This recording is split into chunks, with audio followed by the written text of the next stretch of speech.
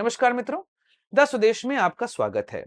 एक देश जिसने युद्ध जीता, उसके बाद भी देश की जनता हारा हुआ महसूस कर रही है। एक देश जिसने युद्ध में वह नए आयाम गढ़े जो किसी देश के लिए केवल सपना हो सकता है, उसके बाद भी नैरेटिव वॉर हारता दिखाई दे रहा है। एक देश जो दुनिया की चौथी सबसे बड़ी अर्थव्यवस्था है, उसके बाद भी एक भिखमंगे देश ने उसको विदेश नीति में हरा सा दिया है और वहां के विदेश मंत्री केवल आंखों में लेजर लाइट लगाए घूम रहे हैं। इस विषय पर बात करना आवश्यक है। क्यों ऐसा हो रहा है?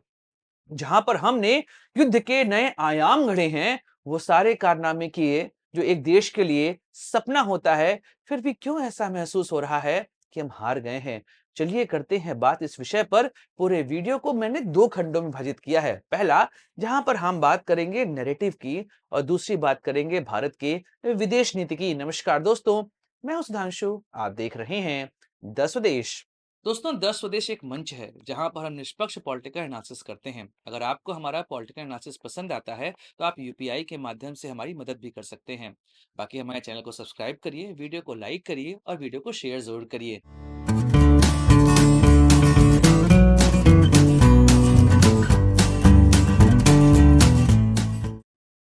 दोस्तों, जब भारत ने ऑपरेशन सिंदूर लॉन्च किया और उससे जो अचीव किया, वो अपने आप में अभूतपूर्व है। जिस तरीके से भारत ने पाकिस्तान के दांत खट्टे किए, वह भी अभूतपूर्व है। लेकिन फिर भी नैरेटिव वॉर में हम हारते दिखाई दिए। इस विषय पर बात कर लेते हैं। पहले समझते हैं भारत की अचीवमेंट के बारे में। कल भारत की त्रिमूर्ति अर्थात आर्मी, नेवी और एयरफोर्स, इन्होंने एक ज्वाइंट ब्रीफिंग करी और बताया कि ऑपरेशन सिंदूर में हमने क्या-क्या अचीव किया। उन्होंने बताया कि ऑपरेशन सिंदूर पाकिस्तान देश के खिलाफ नहीं था, वह ऑपरेशन सिंदूर आतंकवादियों के खिलाफ था। आतंक के उस गढ़ को यहां पर जाके हमने ध्वस्त किया है जहां से भारत में आतंकवाद फैलता था। भारत ने यहां पर 100 से अधिक आतंकियों को मार गिराया। उनमें से कई वो थे जो पुलवामा आतंकी हमले, कांधार प्लेन हाईजैक, इन सभी में शामिल थे। इन सबको हमने यहाँ निपटा दिया। मसूद अजहर के पूरे परिवार का खात्मा यहाँ पर पूरे तरीके से कर दिया गया। इसके अलावा हमने जब पाकिस्तान पर जवाबी कार्यवाही करी, उसके बाद हमने लगभग उनके 40 सैनिक मार गिराए। इसके अलावा उनके 9 एयर बेसों को हमने पूरे तरीके से ध्वस्त कर दिया। सरगोधा तक को हमने नहीं छोड़ा, घर में घुसकर मारा। जिस कमरे को चाहा उस कमरे को हमने यहाँ पर उजाड़ के रख दिया। यह सब हमने अचीव किया। भारत की आर्मी ने कहा कि हमें तो मौका नहीं मिला, वरना हम भी इनका कराची पोर्ट ठोक दिए होते। यह सब अच्छा लगा सुनकर। लगा कि देश की सेना इतनी आगे बढ़ चुकी है और जो चाहती है वो करके यहाँ दिखा रही है। उन्होंने यह भी बताया कि भारत के 5 जवान इस पूरे कार्यवाही में शहीद हुए हैं। यह सब कुछ सुनने में लगा कि भारतीय सेना उस स्तर पर जा चुकी है जहां पर पूरे विश्व की सेना उसका मुकाबला करते नहीं दिखाई देती है। यह तो था भारतीय सेना का शौर्य। लेकिन इसके अलावा हमारी तकनीक ने भी नए आयाम गढ़े इस युद्ध में। जिस तरीके से आकाश, S-400, इन सभी ने पाकिस्तान की मिसाइलों को ध्वस्त किया, एक भी उनकी मिसाइल भारतीय जमीन को छू नहीं पाई थी। यह अपने आप में एक नया संकेत था कि भारत किस तरीके से डिफेंस के क्षेत्र में काम कर रहा है।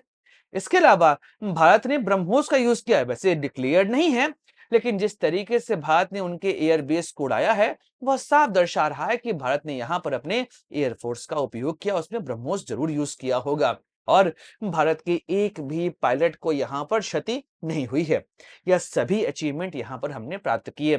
लेकिन फिर भी हम हारा हुआ महसूस क्यों कर रहे हैं? इसके पीछे का कारण है जिस तरीके से सीज फायर का ऐलान हुआ। जी हाँ, भारत इस युद्ध में बहुत आगे चल रहा था। आगे बोलना भी यहाँ पर एक तरीके से भारतीय सेना के शौर्य को कमतर आंकना होगा, क्योंकि भारत आगे नहीं चल रहा था। पाकिस्तान यहाँ पर हमारे मुकाबले में ही नहीं था। हमने मारा ही नहीं, हमने चुन चुन कर मारा। लेकिन जिस तरीके से सीज फायर का ऐलान हुआ, वह पूरे तरीके से शर्मिंदगी का कारण यहाँ पर बन गया। अचानक से ऐसा क्या हुआ कि भारतीय सरकार ने सीज फायर के ऐलान को यहां पर स्वीकार कर लिया? किस तरीके से भारत ने पाकिस्तान के डीजीएमओ की बात स्वीकार करी? और सबसे बड़ी शर्मिंदगी की बात तो यह रही कि डोनाल्ड ट्रंप, जिसका कोई रोल नहीं था इसमें, वह अचानक से इस शांति विराम का यहां पर या उस उसने यहां पर युद्ध विराम का श्रेय अपने पास रख लिया। उसने ट्वीट कर दिया कि भारत और पाकिस्तान के बीच में सीज फायर करवाने का श्रेय उसी को जाता है। उसने पूरी रात बात करी। अचानक से वह बोलने लगा कि कश्मीर के मुद्दे को मैं सॉल्व करवाऊंगा। यह सभी बातें और उसमें भारतीय सरकार का खंडन नहीं आया। अचानक से पाकिस्तान ने इस पूरी प्रक्रिया को अपनी विजय के रूप में प्रदर्शित करना शुरू कर दिया। पूरी मीडिया में यह छाया रहा कि पाकिस्तान ने भारत के साथ युद्ध जीत लिया है। यहां तक कि भारत के अंदर भी यह नैरेटिव फैलना शुरू हो गया। सरकार कुछ नहीं कर पाई क्योंकि सरकार यहां पर समझ ही नहीं पा रही थी आखिर हो क्या रहा है। जिस तरीके से देश के नेता यहां पर शांत बैठे थे, खासकर भारतीय प्रधानमंत्री, उन्होंने कुछ कहा ही नहीं। वह शांत बैठे रहे, केवल मीटिंग पर मीटिंग होती रही, लेकिन जनता के सामने जो सवाल थे उन सवालों के जवाब नहीं आए। ट्रंप यहां पर किस तरीके से सीज फायर में घुसा, इसके विषय पर सरकार को बोलना चाहिए था। हमारी सेना के शौर्य को अचानक से हमारे देश के नेताओं ने टेबल पर ही गंवा दिया। यह पहले भी हम करते आए हैं। 1965, 1971, 1999 यह 3 ऐसे घटनाक्रम रहे हैं जहां पर हमारी सेना ने शौर्य का परिचय दिया, पाकिस्तान को नाको चने चबवा दिए, लेकिन देश के नेता टेबल पर उस युद्ध को हार गए। वही यहां पर भी हमको होते दिखाई दे रहा है। नैरेटिव वॉर में हम बहुत बुरी तरह पिछड़े। भारत ने पाकिस्तान के उस नैरेटिव को कि वह भारत को हरा रहा है, इसको काट नहीं पाया। जबकि पाकिस्तान इस युद्ध में कहीं आसपास भी नहीं था। भारत ने उनको चुन चुनकर मारा। यह साफ तौर पर भारतीय सरकार की सबसे बड़ी नाकामी है। इस नाकामी को वह छुपा भी यहां पर नहीं सकते। भारत को जब जिस समय भारत और पाकिस्तान के डीजीएमओ के बीच में बातचीत शुरू हुई थी और सीज फायर को लेके यहां पर सहमति बन रही थी, उसी समय भारत को बताना चाहिए था। यह ट्रंप अचानक से बीच में कहां कूदा और इसने भारत की फजीहत ही यहां पर करा दी। और भारत खुले तौर पर यहां पर अमेरिका का खंडन नहीं कर पा रहा है। इसको लेकर संशय की स्थिति उत्पन्न जरूर होती है। क्यों हर बार ऐसा महसूस हो रहा है कि भारतीय प्रधानमंत्री अमेरिका के आगे दबते दिखाई दे रहे हैं? यह बात सही है कि अमेरिका ने हमेशा यह कोशिश की है कि भारत को यहां पर इतना न उभरने दिया जाए कि वह उनके लिए एक विरोधी बन जाए या उनके समानांतर यहां पर खड़ा हो पाए। यह कोशिश अमेरिका की हमेशा से रही है। लेकिन इंदिरा गांधी और अटल बिहारी वाजपेयी ने जिस तरीके से अमेरिका को जवाब दिया था, वैसा जवाब नरेंद्र मोदी के द्वारा देता हुआ यहां पर मिलता हुआ हमें दिखाई नहीं दे रहा है। तो बात स्पष्ट है कि भारत ने नैरेटिव वॉर बुरे तरीके से गंवाया है। भारत यह प्रूफ ही नहीं कर पा रहा है कि वह इस युद्ध को जीत चुका है। अगर भारत ने कहा था कि यह युद्ध यहां पर पाकिस्तान के खिलाफ नहीं, केवल आतंकवाद के खिलाफ था, तो भारत को शुरुआत में स्पष्ट करना चाहिए था। जिस समय भारत ने ऑपरेशन सिंदूर लॉन्च किया, उसकी सफलता जो प्राप्त हुई, वहां पर कहना था कि हमने यहां पर पाकिस्तान के खिलाफ काम नहीं किया है, हमने आतंकवाद को पूरी तरीके से समाप्त कर दिया है। Operation Sindoor achieved it's target. जो उसको टारगेट दिया गया था, वो उसने अचीव कर लिया। वहीं पर बोल के हम बात समाप्त कर सकते थे और प्रूफ हम दुनिया के सामने रखते। लेकिन अचानक से एस्केलेशन शुरू हुआ और युद्ध जैसा माहौल बनने लगा और वहां से भारत ने नैरेटिव गंवाना शुरू कर दिया।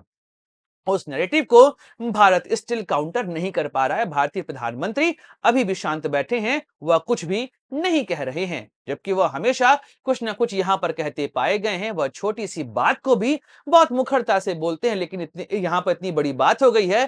ट्रंप ने कश्मीर को एक तरीके से ग्लोबलाइज करने की कोशिश करी है, वहां पर भी अभी तक भारतीय सरकार का स्टेटमेंट नहीं आया है।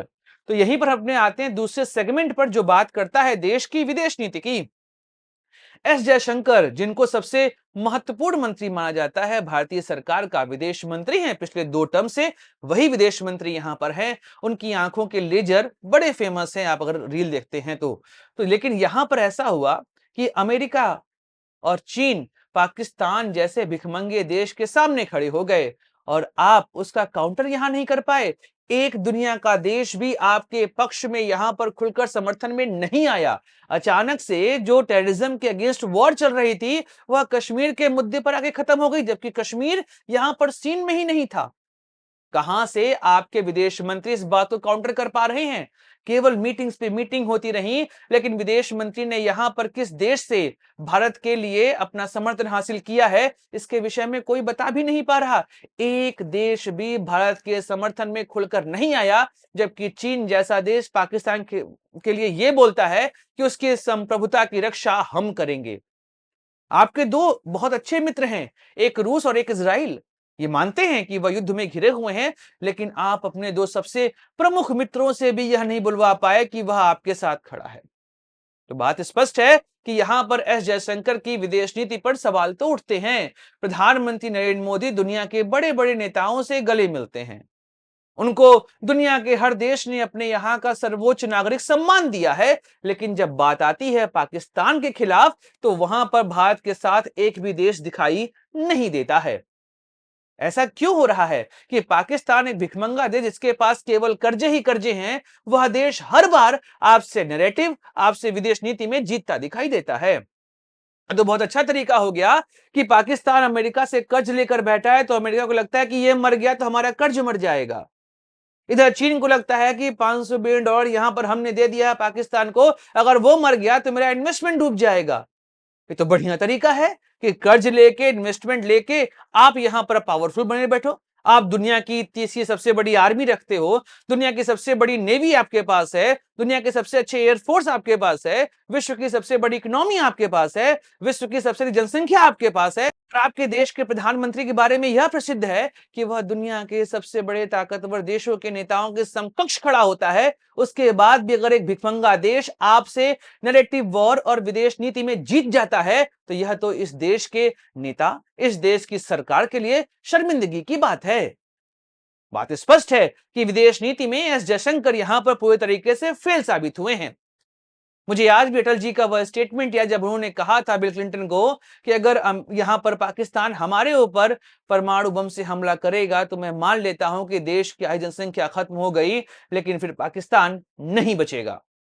कहां गया वह कड़क बिहेवियर जिसके लिए भारत प्रसिद्ध था? कश्मीर का मुद्दा किस तरीके से इस समय एक ग्लोबलाइजेशन वाला मुद्दा यहां पर बनता जा रहा है, अंतरराष्ट्रीय मुद्दा वो कैसे बन गया? और भारतीय सरकार का एक मंत्री भी इसका खंडन करते यहां पर नहीं दिखाई दे रहा है। अब यहां पर प्रधानमंत्री की जिम्मेदारी है कि वह सामने आए और बोले कि यह सीजफायर किन शर्तों पर हुआ है। वह यह बताएं कि भारत विदेश नीति में क्यों फेल हो गया। वह यह बताएं कि दुनिया का कोई देश भारत के सामने खुलकर क्यों नहीं खड़ा हुआ, क्यों अमेरिका और चीन ने एक तरीके से पाकिस्तान का साइड लिया और आपकी तरफ एक भी देश दिखाई नहीं देता है। यह सरकार को जवाब देना पड़ेगा, आज नहीं तो लोकसभा में देना पड़ेगा। वैसे भी सरकार की जिम्मेदारी है कि वह विशेष सत्र बुलाए और सारे सवालों के जवाब यहां पर दे। इसके अलावा कोई और तरीका नहीं बचा है। तो बात स्पष्ट है कि भारत यह युद्ध जीत गया, पर नैरेटिव वॉर हार गया और विदेश नीति में असफल साबित हुआ। दोस्तों, वीडियो समाप्त करते हैं, मिलेंगे अगले वीडियो में, बात करेंगे किसी और मुद्दे की। अपने दोस्त सुधांशु को दीजिए इजाजत। Like share subscribe the channel. जय हिंद, वंदे मातरम, भारत माता की जय।